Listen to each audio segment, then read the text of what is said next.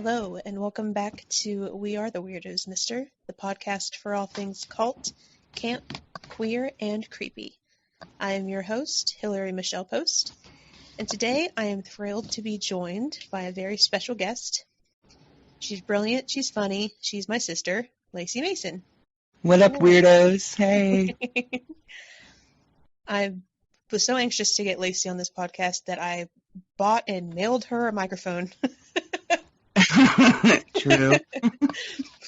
So today we will be talking about a cult classic, and it's actually part one of 2 episodes Lacey will be joining me for, lovingly dubbed our Greaser double feature. Yes.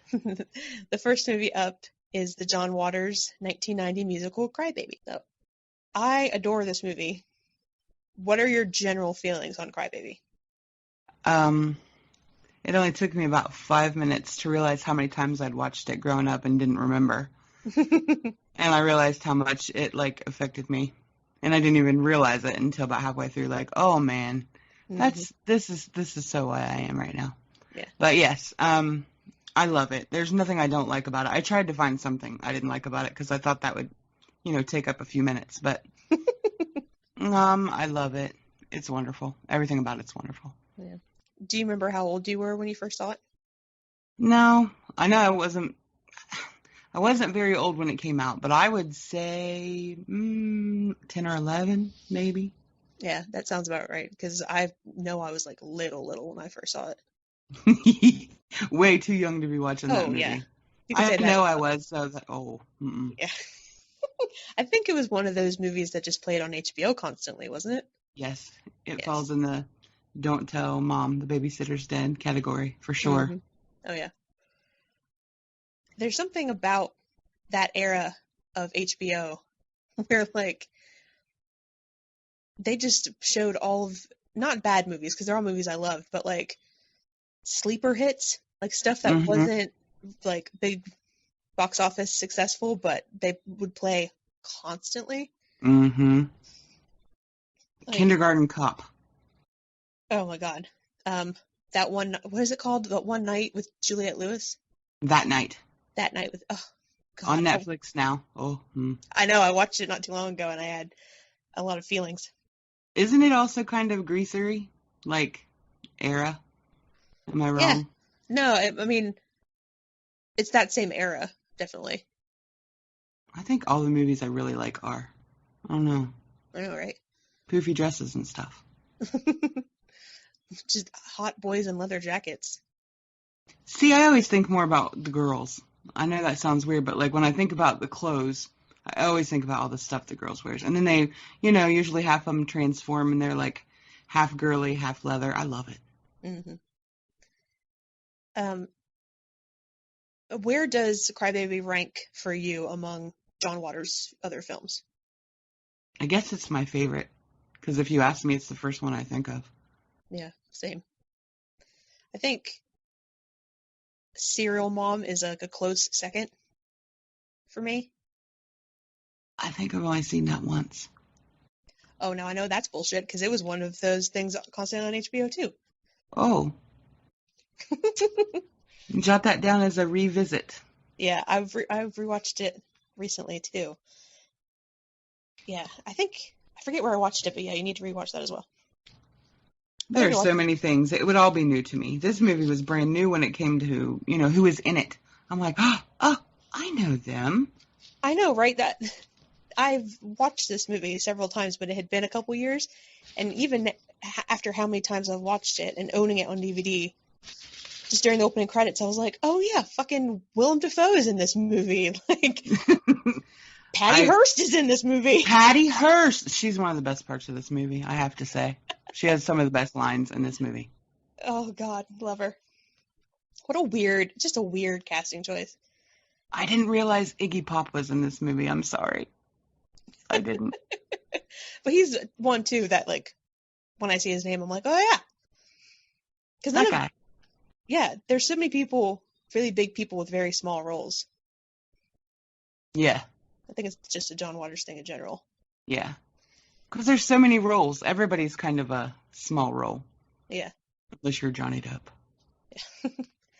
And it's funny now to think, 'cause, like, I never really thought about the timeline in terms of where this fell in Johnny's career, but this was before Edward Scissorhands. Like, he Oh. he was super popular, but just for 21 Jump Street. Mm. Like, John Waters said that how he chose who Crybaby should be, he just went to the store and bought a bunch of, like, teeny bopper magazines. He just grabbed, like, a fistful, and every single one of them had Johnny on the cover. And he's like, well, there you go. He is so beautiful in this movie. God, it makes me so sad. Like, there's an entire other conversation about why Johnny Depp is, like, a piece of shit now. Oh, yeah, that's a whole other That's a show. whole other thing. But we're going to go into our time machine back before Johnny Depp was problematic and talk about how fucking beautiful he is in this movie. He's like the perfect heartthrob, period, in this. Young. Oh. Oh, young, pretty, but still masculine. Mm-hmm. Like a bad boy, but like really, really sweet still. That really is why I looked at him and I'm like, he's so hot, but he's not as hot as I remember. Is that why? Because of the J Depp effect? Yes. Oh gosh, we're gonna have to dive into that sometime later, I guess. Whoa. Yeah. But yeah, ooh. Crybaby was John Waters' first studio film. And after the success of Hairspray, which was in '88, a bunch of studios were like clamoring to work with John. And it was a big transition for him and like all the people he typically worked with. This is the highest budget he'd had up to that point. He had a budget of $12 million. And for comparison's sake, Hairspray's budget was $2 million. Wow. Yeah. And the ironic thing is that Crybaby and Hairspray made about the same amount of money at the box office. Both of them made around like $8 million. But because of their budgets, Hairspray was considered this big success, and Crybaby was considered a flop. Oh. Yeah. And that's one of those things, too, that you don't realize until an adult. So, like I said earlier, so many movies that I love and were so much a part of my childhood, other people are like, what the fuck is this? No, I've never seen this. How? Why? I know. That happens to me once a day. Yeah. I'll talk about like some rated R movie that to me is like the fucking Care Bears. Like that was raised by these movies. We're very different in that way. The things I watched at that age, I think, kind of scarred me when it came to the spooky kind of stuff. You embraced it. Hell yeah. With your weirdness. Well, we're both pretty weird. Oh, yeah. Here's a warning. Just a general warning. If you have children and you have HBO, your kids will be weird. Like, period. Every person I knew. Yeah. Every person I knew that grew up with HBO, fucking weirdo. And if you have HBO and your children are getting up at 4 o'clock in the morning to watch TV, they're watching Real Sex on HBO. And don't get it twisted. 20 years later, I don't care what they have on the internet. They're still watching Real Sex on HBO on those snow days. Oh, Public service announcement. The more you know. Okay, so I guess we should get into the actual movie at hand. So, Crybaby takes place in 1954 in Baltimore, like all of John Waters' movies. And where Hairspray was a movie about race, Crybaby is a movie about class. So you have the clean-cut, wealthy, snobby squares, quote-unquote, versus the lower-class, delinquent, greaser drapes. Drapes is actually what they were called in Baltimore when John was growing up. But for the life of me, I could not find the source of that term. It's the I knew only you would place. knew that. I couldn't find it. Yeah, I don't know where it comes from, but John Waters said that when he was growing up, like he was too young to to be a part of that crowd, but like he idolized them and he wanted to be a Drape, and his parents would always talk bad about the juvenile delinquents across the street, and they all had long hair and leather jackets and whatnot. That's why this is so great. I always knew I was one, even at like Yeah, 10. Like, yes, yeah. yes. I think one of the reasons I like Drapes specifically, like the crybaby greaser, as opposed to other ones in pop culture, is that they're very Appalachian. Yes. Like, I remember watching it when I was younger and being like, Maryland isn't like this, but if you actually look, yes, it is. Like, the little panhandle of Maryland is very much in Appalachia, just as Yes. much so as southeastern Ohio, where we're from, is Appalachia. Yes. I think I always thought it looked like where we partied, Yeah, Rainersville. yeah, totally. So, like, you have the generic greaser type aesthetic, but you also have a rockabilly, hillbilly, southern thing going on too. Like Crybaby's grandma, Ramona Ricketts, and her man, Uncle Belvedere, Iggy Pop, both have like who's introduced in the film just bare ass naked in a tiny little wash tub. They both have like really thick, like Appalachian hillbilly accents. Ramona is, I'm going to put this out there. Ramona is my grandmother in fishnets. Thank you. Thank you. I mean, she rocks that stuff. Don't get me wrong. I've never seen my grandma in anything close to that, but that Ramona is my grandma. 100%. I'm so glad you say that because I think that every time I see the movie, and I'm like, am I just projecting? But no, she's totally grandma. Good. I'm glad I'm not the only one. I do that with everybody, though. I assign everybody a character. Yeah, and it fucking sucks. Lacey will. She's going to go there. She's going to go there. Lacey does that with everybody. She'll see someone, and no matter who it is, like real life person, actor, whatever, she will associate that person with someone we know. Usually a cousin Usually a cousin. that you can't have sex with. Exactly, which is fine unless it's someone that I'm like, oh, they're so hot, and she's like, oh, it looks like our cousin. I'm like, God damn it, you had to ruin everyone for me.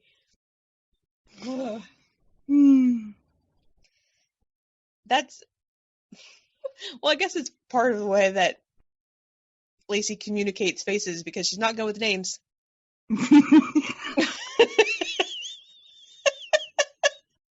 I'm the type of person who knows like actors' names and obscure shit and character names and stuff. It's part of my nerdy how my brain works.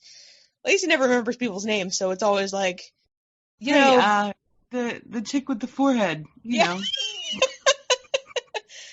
The big feet guy. Yeah, I'm like, yes, Lacey, that guy. What's his nuts? Who's his face? These people work really hard, and I can't even remember their names. I remembered Willem Dafoe today. Oh, yes. Good. Yeah. Well, probably because you saw his name in the credits. No, when I saw him in the movie. And because I got excited and I clapped my hands and my husband gave me a treat. I was so excited. Good, Lacey. Yay. She's learning.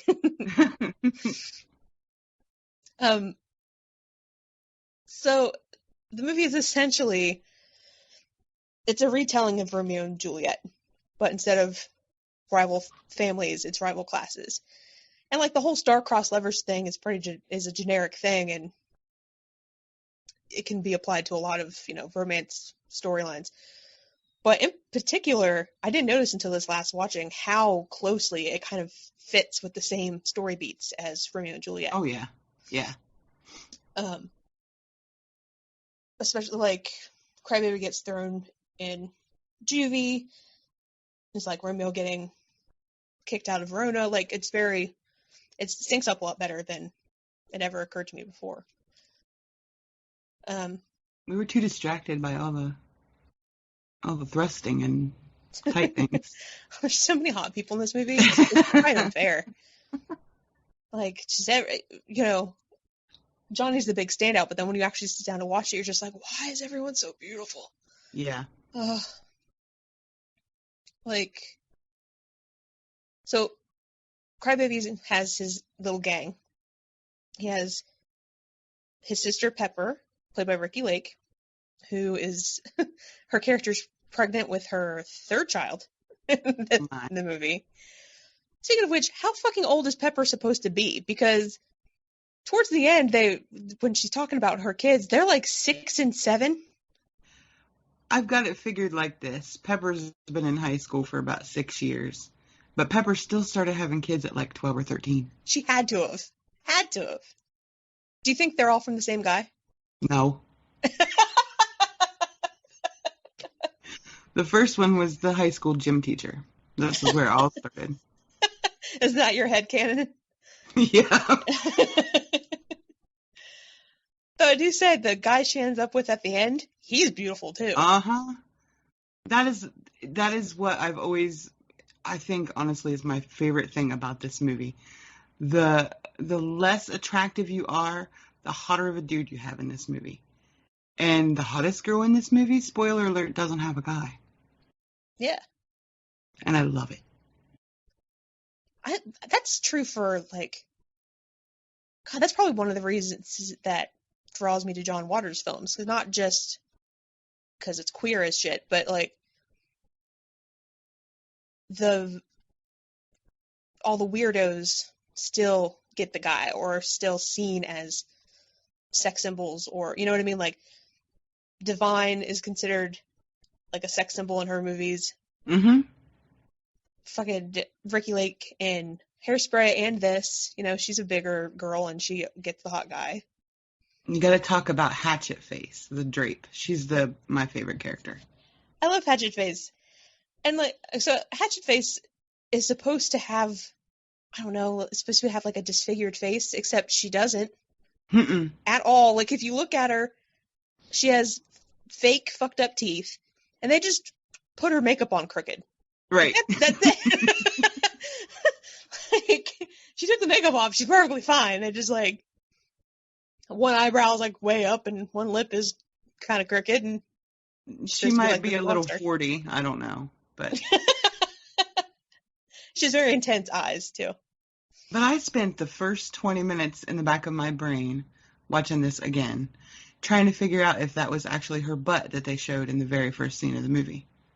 Because if it is, who gives a crap if your face looks like a hatchet? Well, apparently not her boyfriend, because Milton is cute as hell.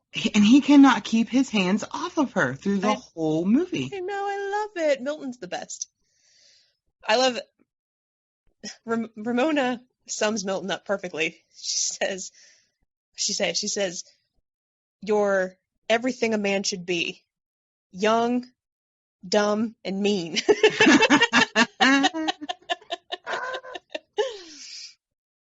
And then there's Wanda, played by Tracy Lords. She's kind of like the Drake, sex pot. She's so pretty. I love Tracy Lords so much. Oh, do you know who her dad is? I do now. The guy who played her dad? Yeah, sorry, the guy who plays her dad in the movie. I do, but I forget. It's Ricky Nelson's dad. Yes, that's it. I knew it was someone who was in these type of movies back in the day. Yeah. And there's a couple people like that. There's a couple adult characters that are direct references to the whole Rebel Without a Cause greaser genre. Yeah. What was I going to say? Wanda. Oh, poor Tracy Lords. If you don't know the story of Tracy Lords, she's infamous. She used to be a famous porn star, but she got into the business when she was still a minor. And she just lied and, quote unquote, tricked her way into making these films. And the blame and the onus of it always has been put on Tracy, not the full grown ass men who exploited her, who didn't, actually put any effort into checking how old she actually was, etc. Preach. Like, while making this movie, they had to hide Tracy because the FBI showed up on set wanting to talk to her. And she was mortified, and she was like so upset. And everyone made her feel better because everyone told her, like, oh, well, we've all been to jail. Like, all the cast and crew are just like, it's fine, Tracy. Like, I went to prison for this, such and such. You're part of the family now. Yeah. The choreographer said that when she had a phone interview with John Waters, and the first things he asked her was, like, do you smoke and have you ever been to jail? And she's like, yeah. And he's like, great, you're hired. Isn't she a local? Isn't she from Ohio? Who? Tracy. Oh, is she? I don't know. Is she? I think. I could be wrong on that one. That'd be rad. I'd be proud. I can hear Lacey on the keyboard Googling it now. You're ruining the effect. I'm just supposed to be like, oh yeah, I remember. I'm sure of it. You're like, cut all this in post. Uh-huh. Steubenville. Ah. And she's still smoking. I know, man. Oh, wait, well, I don't know. That says 2011. Still. Yeah, but the last thing I saw her in was Zack and Miri. Oh, yeah. Yeah. Yeah, local girl. Mm-hmm. And she's, I mean, just as influential and mind-numbingly hot as Johnny Depp. Like, her style, her attitude, everything is just so iconic. Mm-hmm. I always thought she was definitely prettier than Allison. Oh, 100%. Allison, you say you're trying to find stuff that you hated. That's a little bit easier for me because I hate Allison. I guess you're right. I hate her voice. The Minnie Mouse singing Mm-hmm. voice is, oh. Oh, it should be said that Johnny and the girl who plays Allison, Amy Loken, something like that. That's not them singing. They were both dubbed. But, yeah, her voice is the worst. I also don't like Amy Loken as an actress in this either. I think because the movie is so campy and over the top intentionally. And it's like everyone is winking at the camera except for her. She's really, yeah, I know exactly what you mean. And like on one side, she must be a good actress because she plays this part so earnestly. But it's just irritating because she's playing it so earnestly. Like, you have to have some level of irony to that performance or you're just obnoxious. Mm-hmm. And she's very obnoxious.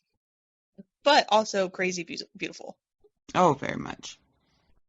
She was the youngest on set, too. She was like 17 or 18. And everyone else was like in their mid-20s. And, you know, she brought her mom with her. She was still a kid. And she's like at rehearsals at John Waters' house, rolling around on the floor, making out with Johnny Depp. Oh, in front of no, her the mom. tongue. Can you imagine? Yeah, she's in interviews. She said that John and he basically taught her how to French kiss. That she didn't have that much experience before. Ugh. Like, wow. Lucky bitch. No doubt. That being Oh, said, how terrible it must have been for you.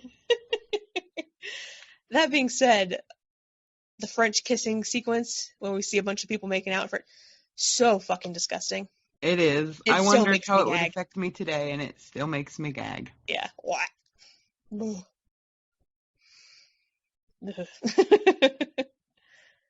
Even It always, I guess it has always distracted me from the mega, like, dry humping that's going on in the back of that scene. yeah, With I love you it how, two. and you know, in most movies of this genre, or in a teen like sex romp, there's inspiration point where people go in their cars. At Turkey Point, people just lay on blankets out in the open in very close proximity to one another and fool around. It's very, very uncomfortable. Very. They don't seem to mind. No, I don't care. So we haven't really described the plot whatsoever. You did So a little, Romeo and Juliet. Romeo That and kind of Juliet, stuff. you're good. Yeah. The main thing keeping Allison and Crybaby apart is Allison has this douchebag square boyfriend, Baldwin. And I have to give Allison credit. Like, she has this boyfriend. He's all over her. He's always pawing at her. He's very clingy and obnoxious. She, like, 100% guilt-free, right in front of her boyfriend, just strolls up to Crybaby and his friends outside that school and is just like, hey. Oh, yeah. Like, she's got balls.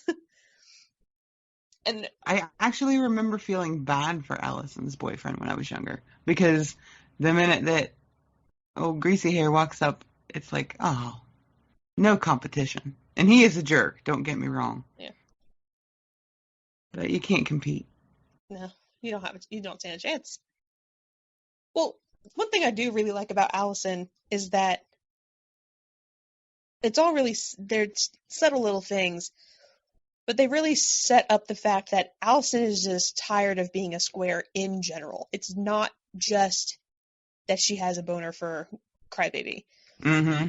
Like, He's the exit ramp. Yep. yeah, like in the opening sequence, the film opens, we see all the teenagers in the high school gym lined up to get their polio vaccines. And it's a great intro because it introduces us to all of the characters and kind of who they are as people without any dialogue. And like Milton goes up to get his shot and he's like all nervous at first, but then when they put it in, like he starts laughing maniacally, like he gets off on the pain. Mm-hmm. And it cuts to Allison and Allison's laughing at him. Like in a good way. Like isn't that funny? And Baldwin is just like, isn't that disgusting? But it's just little moments like that where it's like Allison is drawn to that culture as a whole. Mm-hmm. Which to me kind of sets her transformation apart from, say, like Sandy and Grease. Because like she wants to be that from the get-go. It's not about the guy. Right. You know Sandy what I mean? realizes it's this or no man. Yeah. And we'll get more into this next episode because we'll be talking about Grease too. But I have a big issue with, not with Grease. Like, I love Grease. Everyone loves Grease. But like the meme that has become of Grease where like, oh, she has to change who she is to get her man, blah, blah, blah. It's just, misogynistic, whatever. And that is the biggest bunch of horse shit. Like, these people clearly did not watch the movie. The whole movie is about Danny trying to change for Sandy first. Oh, I have to admit, I was a meme sharer until it was probably you said, "What the F?" And you said it, and as soon as I was shown the light, I was like, yep. Like, he joins all these sports. He wants to be a jock and do all this stuff just for her. Like, and he's trying to change in, more than just superficial ways. And at the end, at the carnival, he's wearing like that Letterman sweater and getting a bunch of shit from his friends. Yep. So, next time you think about bitching about Sandy's transformation, remember that Danny did it first. I will keep my memes to myself. Never again. I'm pretty sure like 6 of my girlfriends made me feel like butt because of that one. I remember that. It was a long time ago. I'm a different person now. But I digress. Because it is a big trope among this genre of any genre that has people separated by class or cliques of just transformative experience. But it's not even just an aesthetic thing. Allison says at the beginning, like, I'm so tired of being good. Yes. Because it's not just like the social differences, it's also about like what is expected of her and what she can get away with. Right. Because, the majority of Crybaby's little clique is badass chicks.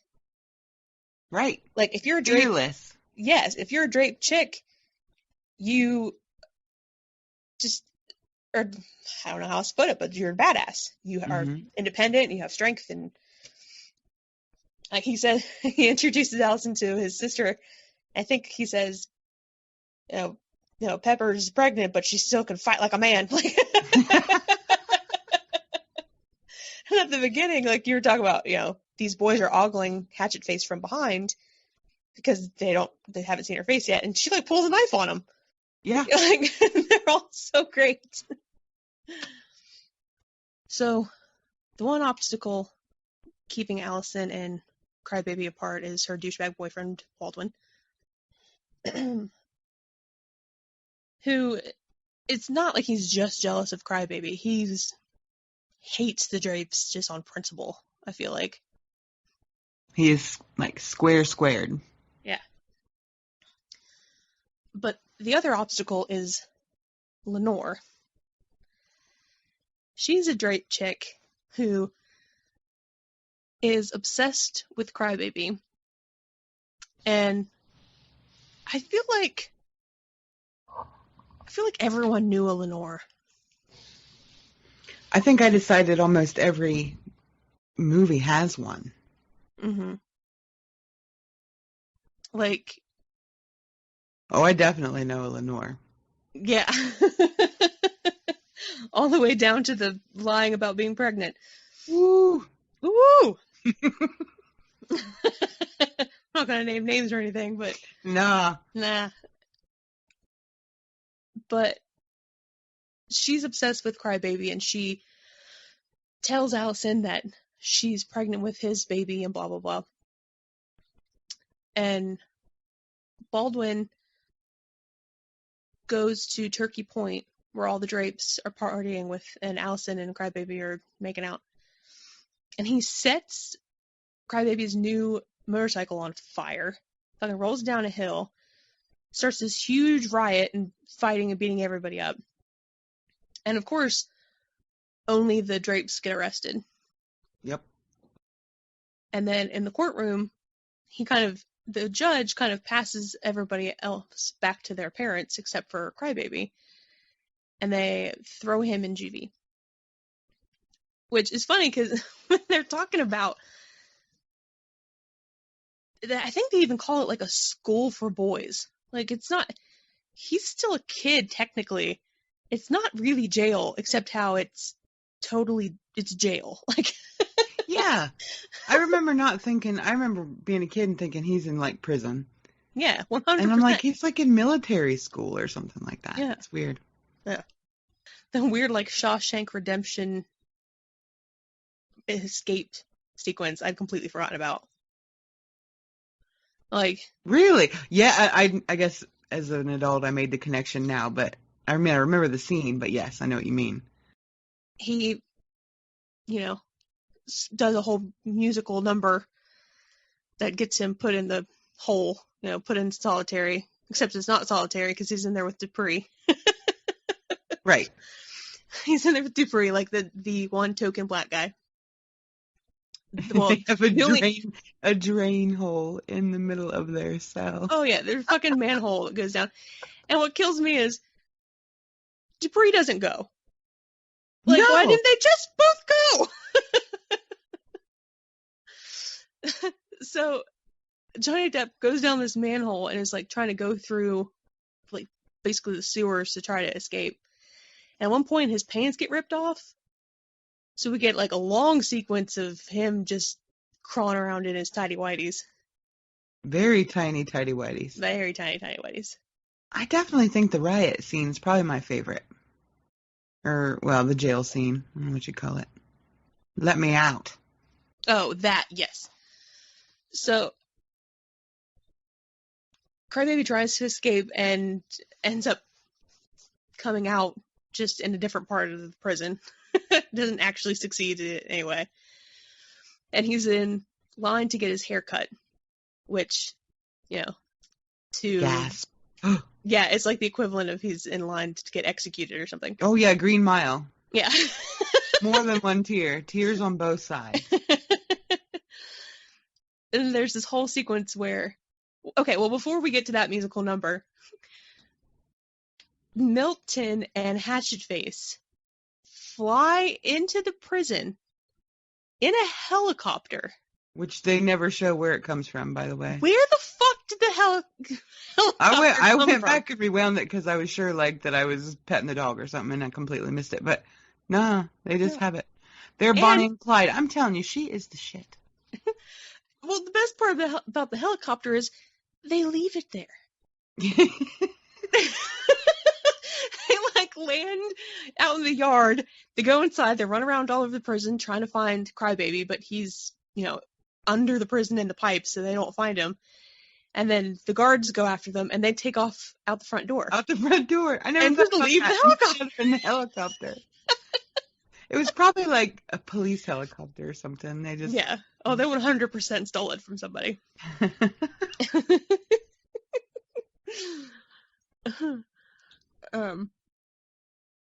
Then there's the great... You're right. It's my favorite number too. What is the song called? Please, Mr. Jailer. Yeah. Yeah. Now, my memory might be wrong, but I really think that we used to do this, perform it. I think we did too. Fingerprints on the window. Oh my goodness. Yeah. Let me out. Yes. That scene, it's so cringy to think about because that scene... And the kids. We have to have a whole conversation about the poor children in this movie. Yeah, Pepper's kids. We'll get back to Please, Mr. Jailer, because I'm not done with that. But Pepper's kids, who are named, by the way, Susie Q and... Oh, what's the boy's name? Hold on. It's something worse. I couldn't find him in the cast at all. Because I was going to see, where are they now? They're so cute. I saw a picture of them as adults with Johnny somewhere. We just don't have the same internet. I'm sure of it. Oh, fuck, what is his name? Hold. Snare Drum. Oh, my. The boy's name is Snare Drum. Wow. Oh, God. That's another thing we didn't even talk about, is they're in a band. I wrote the band name down. I can't remember what it was, because I knew I'd want to talk about the band. It's like Crybabies and the... Jukebox Jamboree. No. Yes! That was the name of the party, not the band. Oh, that might have been the name of the amphitheater or something. No, yeah. Are you sure? Yeah, because it was... Oh, damn it. Because it's Crybaby and the something or others. But yeah, the Jukebox Jamboree is just... I think it's like a big party they throw at Turkey Point to, officially start summer. Oh. Yeah. All I know is there was lots of black men in rebel flag hats. And I'm just like, wow. Yes! Okay, I was going to bring that up. I was going to bring that up when we were talking about how, it's Appalachian. Yes. It has the exact same fucking issue as Southeastern Ohio. Hey, Maryland. You fought for the North. Hey, Ohio. You fought for the North. What is with fucking people and the goddamn I graduated in 2001 and had a rebel flag on my ring. Yes. I mean, most of the people that listen to this know us. Right. They're all like, yeah. Yeah. Huh? But for those who don't, Lacey and I were from Ohio, which is north of the Mason-Dixon line, which fought for the Union. Our high school mascot is a Confederate soldier. I want that to sink in for a minute. Confederate soldier. We're the Morgan Raiders because we're from Morgan County. Morgan County is named after just some dude with the last name Morgan who settled there in the 1700s. The fact that the Morgan Raid went through Morgan County is just a coincidence. So, like, it's not even relevant to anything. It's not relevant to anything. I think they might have finally. I think we're Raider Gator people now. I think they might be trying to transition.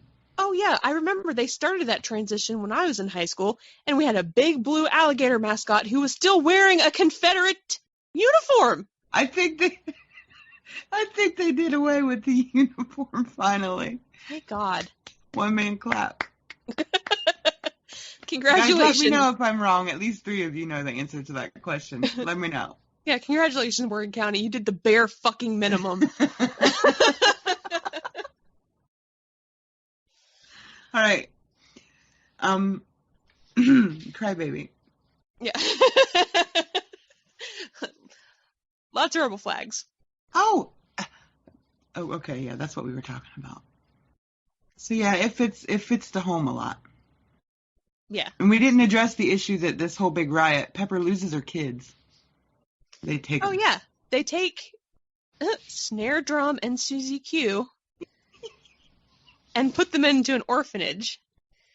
And later when they go to break them out, like the most fucked up John Waters orphanage ever, all of the kids are like on display in these little glass cases like they're puppies at a pet shop. And they're all like Amsterdam in the windows. They're like all in these little cute vignettes, like a little girl is like fake vacuuming and just to make them all look appealing. It's so fucking twisted. Oh. And then they have Snare Drum and Susie Q in like a freak show setting, put in like the same outfit so they look like a two-headed conjoined. You can't afford to sew all those clothes together. You don't want those ones. Yeah. They really were trying to sell them as Siamese twins. Yeah. And they had no idea that they were the real parents because, fake wig. Oh, yeah. And they don't even like stay in that ruse either. Like immediately they just pull their disguises off, pull out like a little gun, and it's just like, those are my kids and I'm taking them with me. I'm like, why didn't you just do that from the beginning? Why? Okay, so they rescue the kids. They go to Allison. They tell her that Lenore is full of shit. He was never with her. He loves Allison. And they rescue her away from the squares. And another really endearing part is that Allison's grandma is like a pillar of society amongst the squares. Like she runs a prep school and she's very hoity-toity. And she gets converted too. Very easily becomes pro-drape. You don't see that coming quite as early in most other stories, but yeah. And you know what it is the fact that Crybaby is so polite. Uh-huh. Every time he interacts with Allison's grandma, he's like super, super polite. Even in the cliche scene where he like rides up on his motorcycle to whisk her away, he asks permission first. Just give me one day of heaven. That's all I ask. Gag. Oh, God. But I think Allison's grandma is like one of my favorite characters. She's awesome. She's totally awesome. They give her a little skull and crossbone pin to go with her out. Just, give her a little edge so she fits in. And they all go to the prison not to break Crybaby out per se, just literally to plead for them to let him go. Oh, that red dress that she wears in that scene? Yes, standing on the hood of a car singing, pleading with the judge. It's the best song of the whole movie as well. Yeah. No Rubber Biscuit. But I mean, it's not a performed song. I guess that doesn't count. Rubber Biscuit? What? Rubber Biscuit. You know, I'm not going to do the rubber biscuit. You know, like rubber biscuit. I have no idea what you're talking about. Yes, you do. No, I don't. What song is Rubber Biscuit? They make all the like the bingy and the bangy, boom, but What were those words? What did you just say? you know, like bow, bow, bow. You know, rubber biscuit.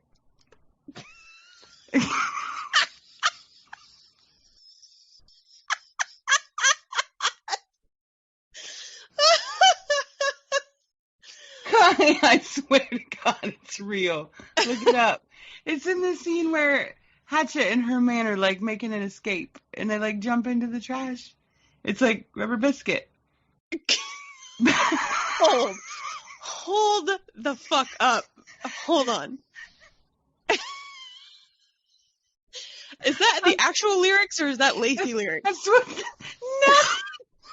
That's what the song is called, dude. Rubber biscuit. Bow, bow, bow. You know, you hear it. Hold on. Have you ever had a wish sandwich? You know, a wish sandwich is the kind of sandwich where you have 2 slices of bread and you wish you had some meat. Bow, bow, bow. Come on, rubber biscuit. Hold on. I'm looking this up right the fuck now. They play it. It's so good. It's also in Blues Brothers. I'm just going to have to take your word for it. I don't... Can I play it on my phone? Yes, please do. Please tell me in the audience what the hell you're talking about. Okay. I might have to edit out a commercial here. Ba-ba-boom.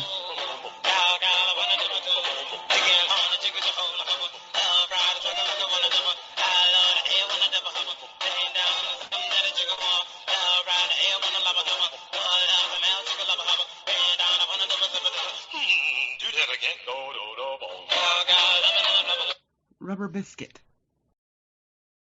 I heard no actual words in that, let alone rubber biscuit. When my man Dan Aykroyd does it, he does more. Well, you don't listen to very long, you know, a second of it. But hey, humanana, humanana. I'm gonna be laying in bed at midnight. Rubber biscuit. Bow, bow, bow. Well, I am too. A ricochet biscuit. A ricochet biscuit is the kind that's supposed to bounce back off the wall into your mouth. And if it bounce back, hee hee, you go hungry. Bow, bow, bow. Hey.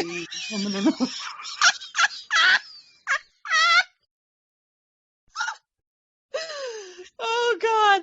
I believe you. Like, but it doesn't make it any less insane. I mean, that's John Waters' movie right there. That's true. I had this soundtrack on CD at one point. No clue what I did with it. Well, just in case you're interested, that originally was done by the Chips in 1956. Duly noted. That is the great thing about Crybaby, because it is actually his first musical. People consider Hairspray a musical, but that's his dance movie. Yeah. That wasn't a musical until it was adapted for the stage. So Crybaby has great original music and just really good 50s music. Yeah. Which, not very many people seem to remember this, but Crybaby was adapted into a Broadway show as well. I think it only played for like a few weeks. I think it ran for like 6 weeks, like just long enough to get nominated for all the Tonys. Didn't win a single goddamn one of them, and then quietly closed. Everybody figured out it wasn't Johnny Depp, and they flipped seats up. And... Well, I never even fucked with it because it's all new songs. Like, why the fuck? Why? Just use the songs in the fucking movie. Right. So I didn't even fuck with it. And y'all know I love my Broadway shit, but I did not even fuck with that. Please, Mr. Jailer. That's where we were. But the song starts out outside, and then, like, all the girls go inside, and they go to, like, where visitors talk to the prisoners through the glass. And there's this whole, like, sexy dance number, but they're divided from the class. And even the grandma's doing it, and I think she's dancing up just some random prisoner, I think. Yeah. All the other girls are, like, grinding against the glass, and it's all sexy, and then grandma's just over there, like, na, na, na, na. It was adorable. It was really cute. The guy was digging it. He loved it. Oh, yeah. And Susie Q and Snare Drum, like, the cops had just kind of tossed them into an office, and they're standing up on a desk, like, copying the adults. They were eating the lollipops. And remember, then they, like, switch lollipops. They make this face, and they switch lollipops. Is that during that scene, too? I think so, yeah. That's something I love about Susie Q and Snare Drum. Oh, no, that might be the tongue scene. That's the tongue scene. Because I thought they were going to kiss and I was going to die. But they're a perfect example of, they only have like 2 lines in the whole movie.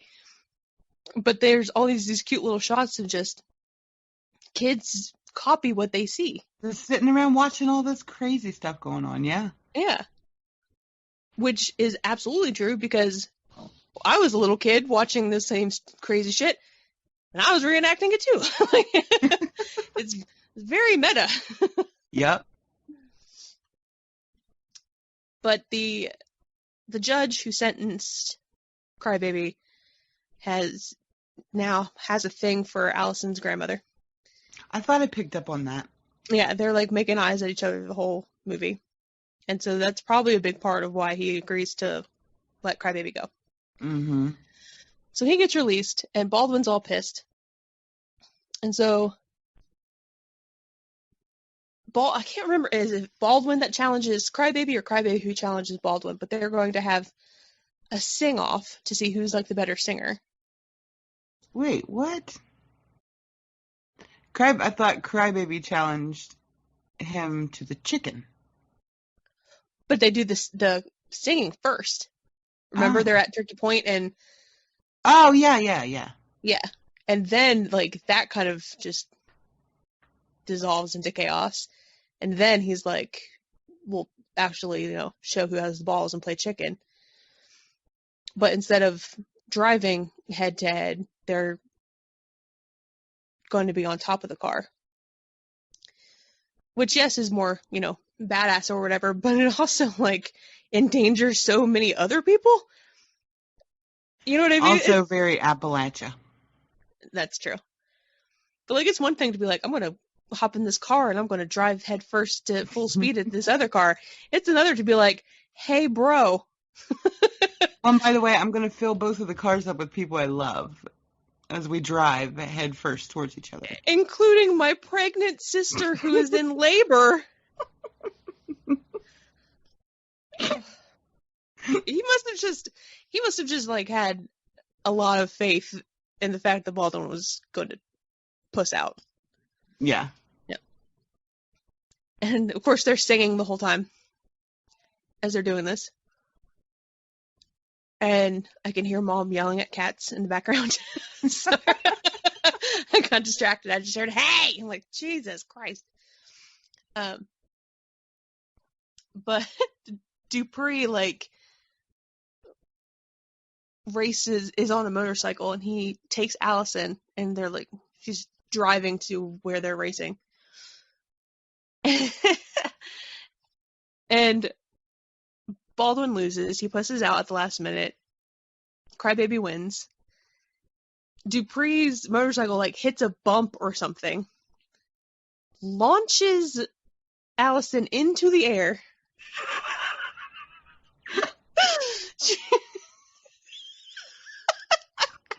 Oh, God. And she lands in Crybaby's arms on the roof of this car, and everyone's shedding happy tears.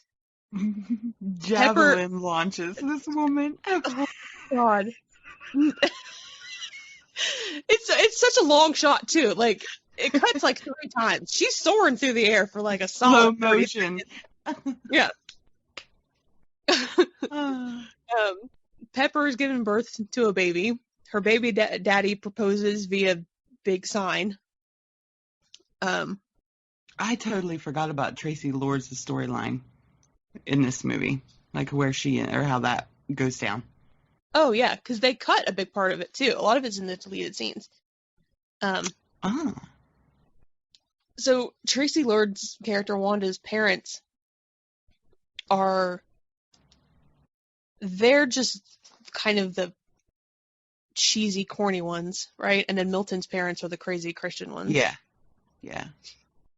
And she's fed up with them anyway.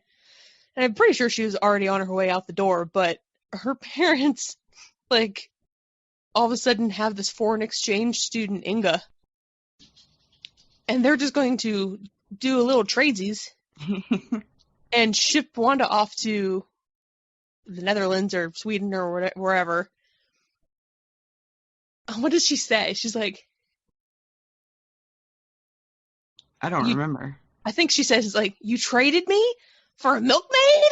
Oh, for a milkmaid? Yeah. So she runs away. And there's more scenes of it in the deleted scenes.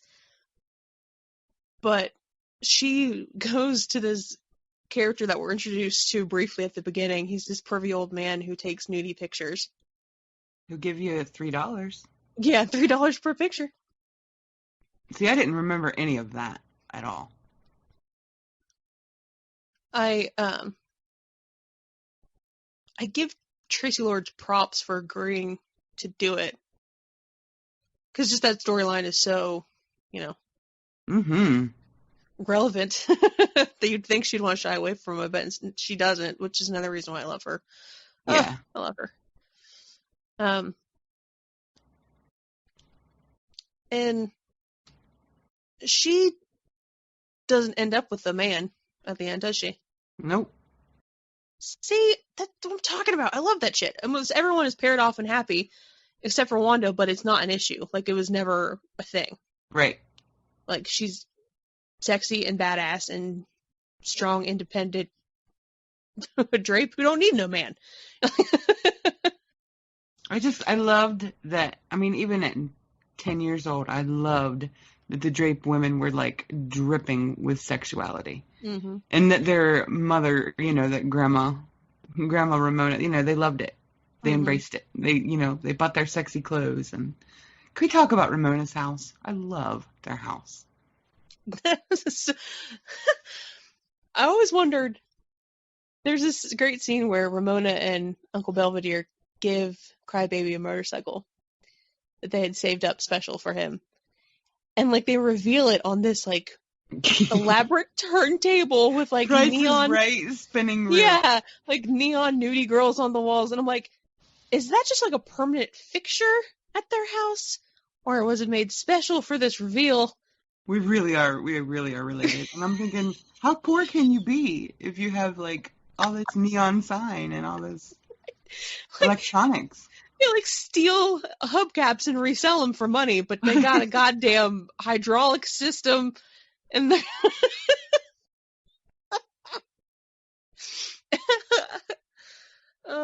So, yeah, that's pretty much the entire plot.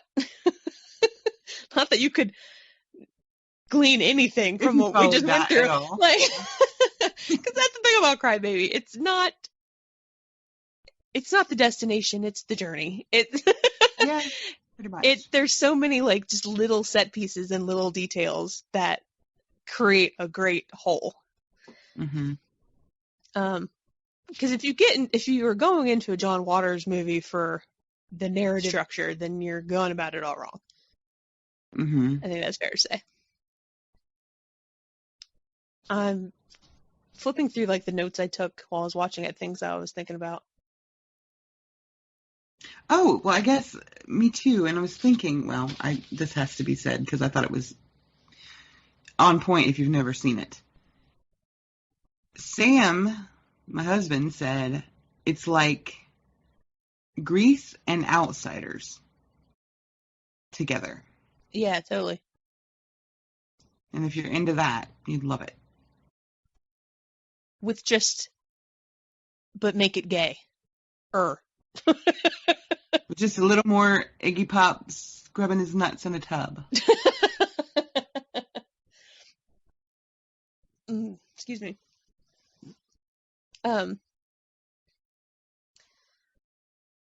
God, most of my notes are just about how great Crybaby is as a character. Like, I mentioned, how he's super polite to Allison's grandmother. He's super sweet with his sister. At the beginning, when him and the gang hop in their car and drive away from school, Wanda says, "Hey, Crybaby, you want some hooch?" And he's like, "I don't drink and drive." Which, that's rad. Yeah. Well, Crybaby has a purpose for being bad. Oh, because I love that. That's my parents? favorite thing. Yes, his parents. Yeah. He's trying to, I love that his dad was a thief in alphabetical order. No, he was he blew people up. Oh, blew people up in alphabetical order. Mm-hmm. Okay. His dad he reveals when he's making out with Allison, he rips his shirt open. He has a giant electric chair tattooed to his chest in honor of his dad, who's the alphabet bomber. He was blowing all these places up in alphabetical order. It was like the airport, the bank. It's like, I don't even remember what all they were. The airport, the bank, I can't remember. Oh, I just said this in my head like 1 minute ago. And he says, my mama couldn't even spell, and they killed her too. Took her down too, or something like that. Yeah. Oh my gosh. Which is very quickly, like, just kind of grazed over. What's the story there? Like, right. She's just guilty by association, so it killed her too? That's one thing that Allison and Crybaby had in common. They're both orphans. Yeah, no parents. They're both raised by their grandmothers. And that, too, is another great thing about this love story opposed to other ones like it. Like, Romeo and Juliet, they don't fucking know each other at all. Mm-hmm. Like, the tragedy of Romeo and Juliet isn't about the star-crossed lovers. The tragedy is about these two dumb fucking kids who died for no reason. To die, yeah. Yeah. Yeah, pretty much. But Allison and Crybaby do have, they like fall in love at first sight, but they have stuff in common. They're both orphans. They both are singers. All this kind of stuff. But yeah, like, he really is the complete opposite of the cliche greaser. You have James Dean, Rebel Without a Cause, what are you rebelling against? And he's like, what do you got?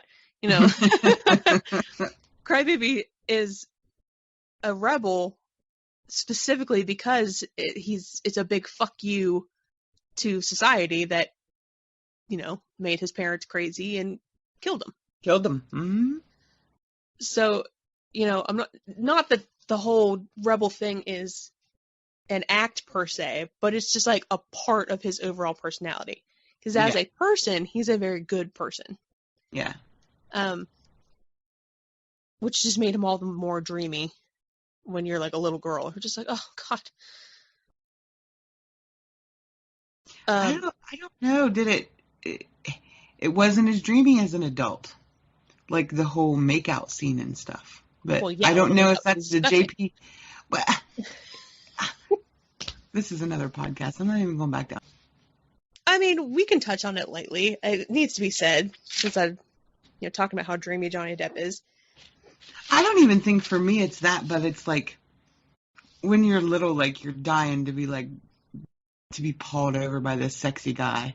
And then like this time I watched it and I'm like, I feel like even if she would have been like, nah, he'd have been like, come on, let's do it. Like, and it was probably just, teenage heat. No, I'm going to have to disagree, and here's why. Oh. Another note that I took.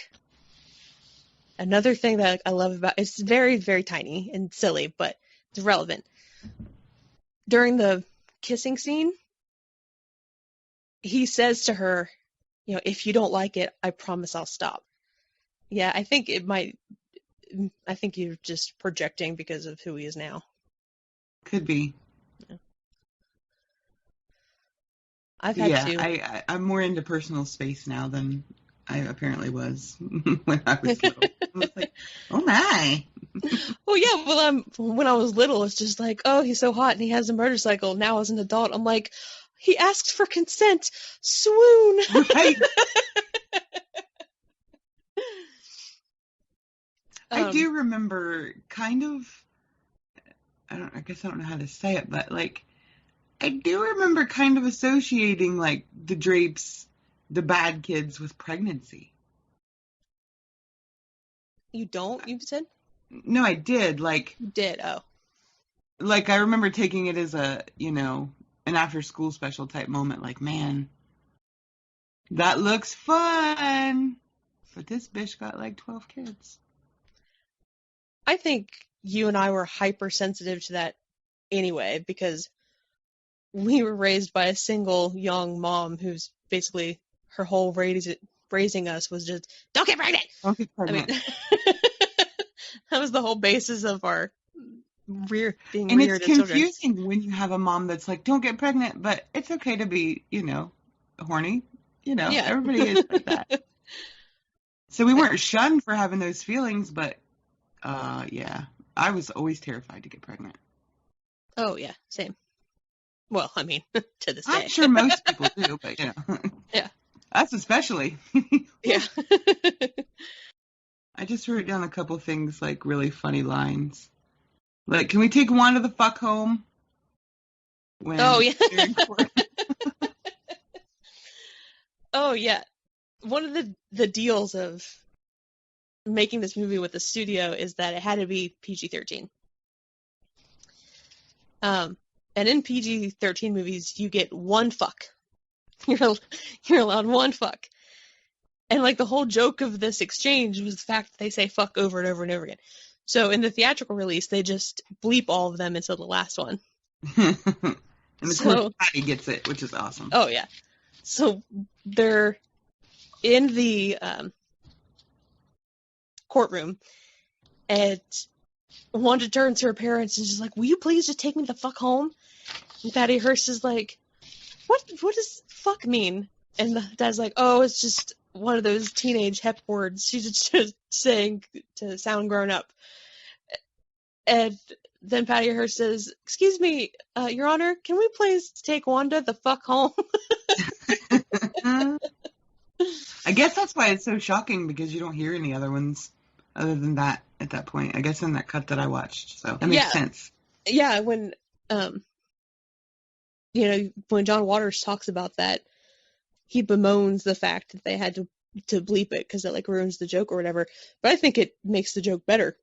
Yeah. Because it's censored, and then the most innocent reading of it is, can we take Wanda the fuck home? And where she calls, I think it was Allison's grandma in the beginning of the movie, when she's a hater, she says that the Drapes wear hysterectomy pants. Hysterectomy pants is what I call them. They're too tight. Oh, which reminds me of Ramona. When we first meet Ramona and she's like saying hi to all the kids and praising all the kids about how great they are, she says to Wanda, she's like, oh, Wanda, you sure are pretty in them tight clothes, all painted up like trash. All painted up like trash. I just love it. They love them the way they are. And they're all so supportive of each other. Like, they tell each other how beautiful they are. The guys are sweet, to the sisters, to the family, to the girls. They're just such a lovey family. A little too lovey sometimes, but hey. Yeah. I love John Waters. I love his cuddly weirdos. Yeah. Weirdos. Oh, one note that I took that I forgot about. Can we talk about Baldwin's backup singers? I really studied to try to see if I knew anybody or if any face looked familiar, but nothing really. They were cute. They're very cute. And the tall one in the middle is hilarious. Like, anyone who watches Crybaby, whether it's for the first time or rewatches it soon, anytime he's on screen, just watch him. Because he's doing just the most extra shit. He's so funny. I remember when I was little thinking that he looked like Jim Carrey, just because he would always make stupid faces and shit. Isn't he in something? Jim Carrey's on Peggy Sue, I think. And he also does the acapella stuff, I think. Oh, yeah! That's what I totally confused. Total cutie. 95 pounds, 7.5 feet tall. That's in the same era, too. I think his name was Walt. His? On the show, I think his character's name was Walt. Oh. And look, I just forgot how to math, but I remember that. I love Peggy Sue. I could do 7 hours on Peggy Sue. I love that movie. That is a good movie. Another greasery type movie. Yeah. Any last thoughts on Crybaby? Go watch it. Go watch it again. Totally. I mean, this episode is probably the least spoilery of all of my episodes because we didn't really talk about it. We didn't. You know? And there's really nothing about the movie that's, all that shocking or, plot heavy. It's just dirty, fine fun. John Waters. Hot people, fun music. It's only an hour and a half. Everybody's got that. I found it. You can find it. So, I think that's it on Crybaby. And in a couple weeks, we will have an episode up dedicated to Grease 2. Yes, Grease 2. Not Grease. Grease 2. Not Grease 2. Because I'm about to... Now go watch it first. Yeah. You can laugh, right along. I'm going to say something really controversial. Grease 2 is better than Grease 1. Oh, you won't get an argument from me. I said that the other day. Mm-hmm. Damn straight. We'll prove that. We'll convince people of that by the end of the next episode. Oh, absolutely. All right. Well, thank you so much, Lacey. Thanks. For giggling with me for an hour and a half. Okay. Alrighty. Where can people find you online? Oh, I don't know. You don't want to plug anything? Facebook. I don't know. If you're listening to it, they probably know, but I don't know. Lacey Mason, Facebook.com. If she'd have prepared me for this, I would have pimped myself out. I didn't know. I do. I have a couple. Lacey just outed herself of not listening to my episodes because I do this every episode. Well, I just didn't think about that. We're not talking about my cakes. They're something weird sometimes, but Well, okay, then I will. I'll be prepared. I'll pimp myself next time. I'll give you a web address. Good. That's good. All right. You can find me on Instagram at ladyxboem_ or on Twitter at mxhillary, Hilary. Or you can follow the podcast on Twitter at weirdos_pod. And no matter where you're streaming this episode from, you can check out the official homepage for the podcast at anchor.fm/wearetheweirdos separated by dashes. And there you can even support the podcast with the donations or sponsorships. Or do it. Or even if just retweeting or sharing information about my episodes would be a huge help. And thank you all for listening. Thank you for indulging me, my sister and I giggling for an hour. Thanks. And until next time, we are the Weirdos, mister.